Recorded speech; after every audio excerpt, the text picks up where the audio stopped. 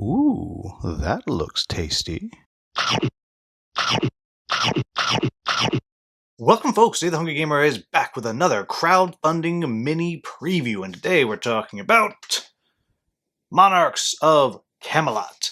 And this is a storytelling, action selection, tableau building, voting, backstabbing game. I think that covers all of it. And what this game is this is taking place after the death of King Arthur, and in the aftermath, the four different potential monarchs are trying to take over. You have Lancelot, you have Guinevere, you have Nimue, and you have Oberon. And each game you're going to play a different scenario. And the scenario is going to take place in the form of several cards that you're going to go through, and as you play you'll be making different choices, which will send you to different cards, a little choose your own adventure style. There's the storytelling aspect of it. But as you go through, it's going to have you flip to a different page of the scenario book, and on each different page it'll have some different actions that you have that you can do, and it's also going to have a different setup of different characters that are going to show up on the board. And sometimes they're very specific, and sometimes it is more broad.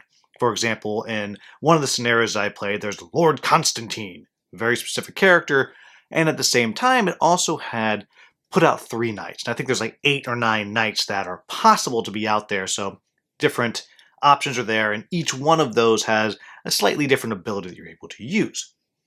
Then it's also going to tell you how long before the scene ends. And it might be a certain number of turns, it might be when some kind of specific trigger happens, like X amount of tokens on a character card that's out there, whatever. And as you go through, you'll get to a new scene, you'll flip the page somewhere new, you'll get a new card, you get new characters, and so on. However, underneath all of that, each of the players are trying to gain 10 prestige. If you gain 10 prestige, the game ends immediately, whether the scenario is over or not. And when you get to the end of each scenario, it's going to have something that's going to kind of push the end of the game if it hasn't happened. And of course, if people run out of all their cards, then the game will end as well. Whoever has the most prestige is going to win then.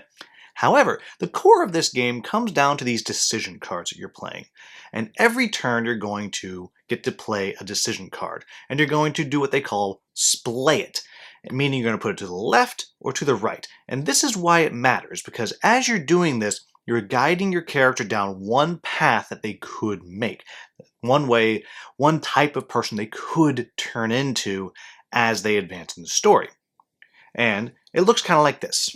So you start the game with just your basic character card, as you can see right here. And it just tells you that's Nimue, and it has your starting resources and where you set everything. And kind of a little starting ability. If you put a book on there, an advisor, that's what you're going to get. However, each round, when you're going to play a card, you're going to make a decision. You take from your hand one of your cards. So for example, I have obtain an ancient manuscript and poisons, ointments, and salves. So let's say, and as you can see, each one of these has kind of 2 sides to it. And I'm going to slide this underneath my main card to one side or the other, and that's going to start creating a tableau for me. So as you can see, I can slide it under this way, and I have access to these things here. But if I had slid it under this way, then I have access to these things over here. And so I would get this, and then I could activate these by placing the tokens there. And as you're doing this, you're going to slowly be expanding out, having more and more things that are available to you to activate. And kind of the interesting thing here is, as you do this, the tokens stay there. You have to play a card or activate an ability that allows you to move them off to kind of open that ability up again. So you're constantly kind of managing these resources. But as you're doing this, you're going to keep on going out and out and out, kind of like so, and then you're going to be going on both sides, but then when you get 4 on one side, then you've kind of activated your final form, and you're going to get a new card. You're going to transform. And so for Nimue, if you've gone Lady of the Lake side, you're going to turn into the Lady of the Lake. But if you've gone the other direction as the Stewardess of Camelot, you're going to wind up like this right here. Again, with different abilities, and each one of these are also related very closely to 2 personal goals that you have. And so if you go kind of one direction towards Lady of the Lake, you're going to be kind of upgrading her power. If you go the other direction, you're going to be working more towards getting these relics. Though in theory you can solve both of them, but it is a little bit challenging. And each of the 4 characters has their own set of cards. They have their own set of 2 different personal goals that they're chasing, and they have their own 2 different final forms that they can enter, as well as various different mechanics that they have.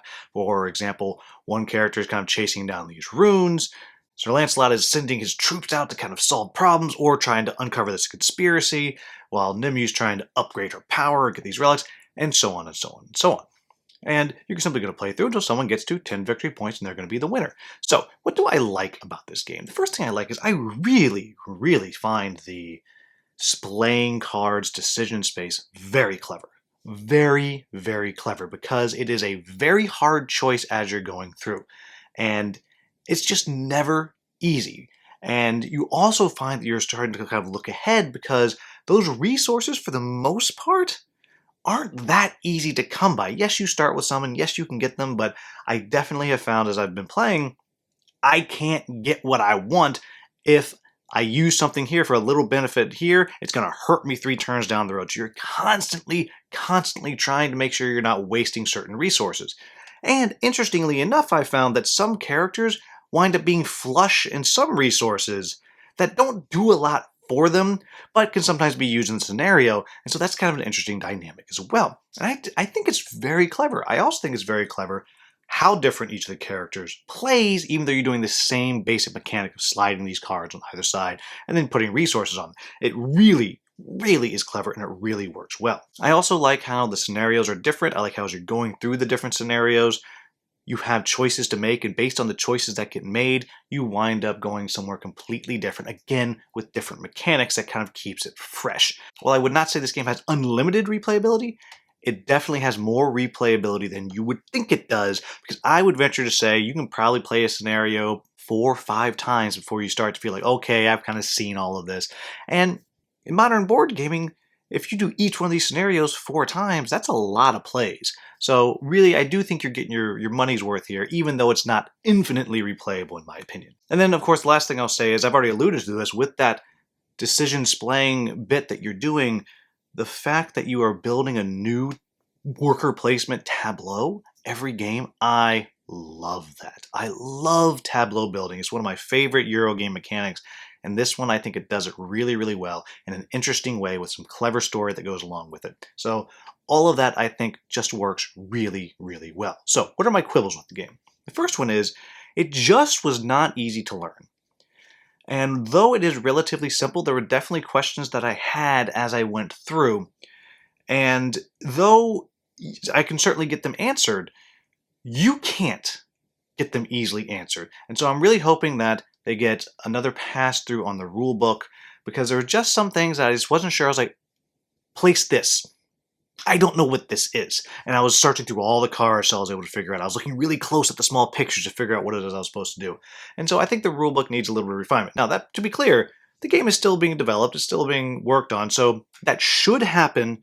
But just understand that right now, I did feel like there were a couple of gaps, a couple of things left to the imagination.